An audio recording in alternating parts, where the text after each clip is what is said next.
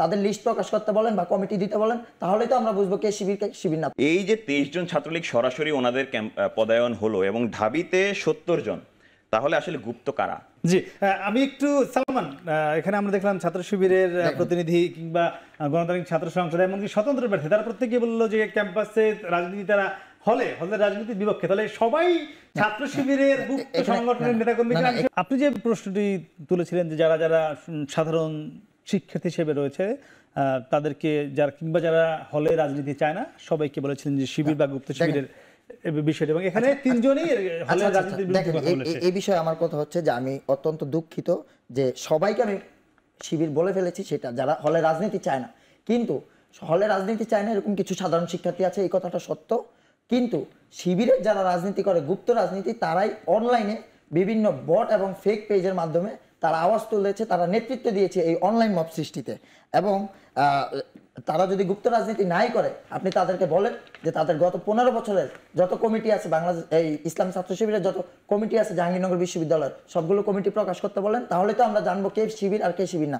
বর্তমানে হলে অবস্থানকৃত তাদের যত নেতাকর্মী আছে তাদের লিস্ট প্রকাশ করতে বলেন বা কমিটি দিতে বলেন, তাহলে তো আমরা বুঝবো কে শিবির কে শিবির না। তখন তো আমার ট্যাগিং করার কোনো প্রশ্ন আসবে না, তখন তো আমি কোনো আসলেই সাধারণ শিক্ষার্থীকে তখন আমার শিবির বলার সুযোগ থাকবে না। এই মুহূর্তে আছে কিনা? এই মুহূর্তে কি গুপ্ত আছে? এই মুহূর্তে অবশ্যই তাদের গুপ্ত আছে, কারণ তাদের পুরো কমিটি প্রকাশিত নয়। তাদের যদি আপনি ভিপি প্রার্থীর দিকে থাকেন, আমরা আজকে পর্যন্ত জানতাম না উনি একজন শিবিরের সদস্য বা কর্মী বা এই ধরনের কোনো ব্যক্তিত্ব যার কথা উনি যাকে ওনারা ভিপি হিসেবে মনোনয়ন দিয়েছেন। 2 নম্বর বিষয়ে আমি যাচ্ছি যে জিতু ভাইয়ের একটি কথায় যে উনি বলেছেন স্বতন্ত্র। আসলে স্বতন্ত্র বলতে কিছু হয় না। কারণ হচ্ছে স্বতন্ত্র তখনই স্বতন্ত্র থাকবে আপনি একজন ব্যক্তি স্বতন্ত্র। কারণ আপনি যখন একটি প্যানেল দিবেন তখন 25 জনের প্যানেল হবে, 27 জনের প্যানেল হবে, 20 জনের টিম হবে। যখন 20 জনের টিম হচ্ছে, এটা তো একটি সংগঠন হয়ে যাচ্ছে, তখন এটা তো রাজনীতির বাইরে। হ্যাঁ, এই যে যারা কোনো দলের সঙ্গে নাই, সরাসরি কোনো দলের সঙ্গে নাই, কিন্তু এই যে 25 জনের একটি টিম গঠন করা, তারা তো বিভিন্ন গুপ্ত সংগঠনের সদস্য হতে পারে। তারা তো ছাত্রলীগ থেকে বিতাড়িত হয়ে যারা ক্যাম্পাসে এখন রাজনীতি ছাত্রলীগের নামে করার সুযোগ নেই, তারাও তো স্বতন্ত্র সেজে এই প্যানেলে ইলেকশন করতে পারে। এবং আমরা আশঙ্কা করছি কিছু কিছু স্বতন্ত্র প্রার্থী আছে যারা ছাত্রলীগের রাজনীতি, আমাকে একটু বলতে দেন, যারা ছাত্রলীগের রাজনীতি করতো এবং এখন প্রার্থী হয়েছে, তাদেরকেও স্বতন্ত্র প্যানেলে ইলেকশন করার গুঞ্জন শোনা যাচ্ছে। এবং উনি আরেকটা কথা বলছেন যে উনি লেজুর ভিত্তিক রাজনীতি বা দলীয় রাজনীতি যেটাই বলেন, ওটার জন্য উনি স্বতন্ত্র প্রার্থী হিসেবে বা স্বতন্ত্র একজন ক্যান্ডিডেট হিসেবে উনি আগে থেকেই এই বিশ্ববিদ্যালয়ের রাজনীতির ক্ষেত্রে উনি বিরূপ মন্তব্য করে আসছেন বা রাজনীতি বন্ধ করতে চেয়েছেন। কিন্তু যখনই ছাত্রদলের হিসাব বাদ দেন, অন্যান্যরা রাজনীতি করছে, তখন তাদের ভূমিকাটা কোথায়? তখন তারা কেন লেজুর ভিত্তিক? দলে যারা আছে তারা সেই গুপ্ত কোনো সংগঠনে বা ছাত্রলীগ হতে পারে। আসলে আমরা যারা, প্রথমত হামিদুল্লাহ সালমানের কথার সাথে আমি দ্বিমত পোষণ করছি। কথায় কথায় যে সকলকে যে গুপ্ত রাজনীতির বিষয়টি টেনে আনছে, এটা আসলে কি খুবই খারাপ শুনতে শোনাচ্ছে। আমরা তো এখানে অপ্রকাশ্য কোনো কিছু করছি না। আমরা এই যে আমি আগেও বলেছি যে ক্যাম্পাসে দীর্ঘদিন যাবত যারা ক্যাম্পাসের স্বার্থ নিয়ে কাজ করছেন, শিক্ষার্থীদের চাওয়া পাওয়াকে গুরুত্ব দিয়ে যারা বিভিন্ন উন্নয়নমূলক কাজের সাথে জড়িত ছিলেন, তাদের নিয়ে কিন্তু আমরা একটা প্যানেল স্বতন্ত্রভাবে যারা নির্বাচন করতে চায়, আমি সকলকে একসাথে করে যদি হয় একটা স্বতন্ত্র জোট করার চেষ্টা করছি। এবং আমরা তো সেটা আনুষ্ঠানিকভাবে সেই প্যানেলটি ঘোষণা করব। তো সেখানে দেখা যাবে যে কে কোন সংগঠনে ছিল বা অতীতে কোনো নিষিদ্ধ ঘোষিত ছাত্রলীগের সাথে জড়িত ছিল কিনা, বা কোনো গুপ্ত সংগঠনের সাথে জড়িত আছে কিনা, কোনো ছাত্র দলের সাথে জড়িত ছিল কিনা।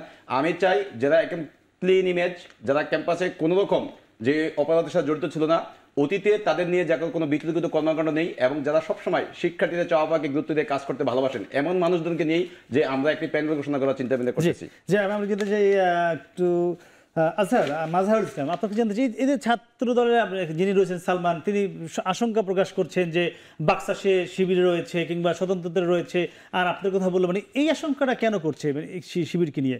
দেখুন, আজকে আসলে আমরা জাকসু কেন্দ্রিক আসলে আলোচনা করার জন্য এসেছি, বাট আলোচনাটা আসলে যে পর্যায়ে এসেছে আমার মনে হয় না সাধারণ শিক্ষার্থীরা আসলে যারা বা অডিয়েন্স তারা আসলে এটাকে খুব ভালোভাবে নিচ্ছে। আসলে আমরা নতুন গণঅভ্যুত্থান পরবর্তী বাংলাদেশে আসলে আমরা একটা সুস্থ সংস্কৃতি চর্চার, সুস্থ রাজনৈতিক চর্চা করতে চেয়েছিলাম, কিন্তু সেখানে আসলে আবার পুরনো সেই ফ্রেমিং এর ইতিহাস টেনে আসা কিন্তু শিক্ষার্থীদের জন্য আসলে ডিসঅ্যাপয়েন্টিং। সে জায়গা থেকে যদি গুপ্তের প্রশ্ন যেহেতু ওনারা তুলেছেনই, সেই জায়গা থেকে আমি একটি সংবাদ মাধ্যম থেকে তুলে আনবো। জাবি ছাত্র দলের সর্বশেষ যে কমিটি দেওয়া হয়েছে, হল কমিটি এবং বর্ধিত কমিটি, সে কমিটিতে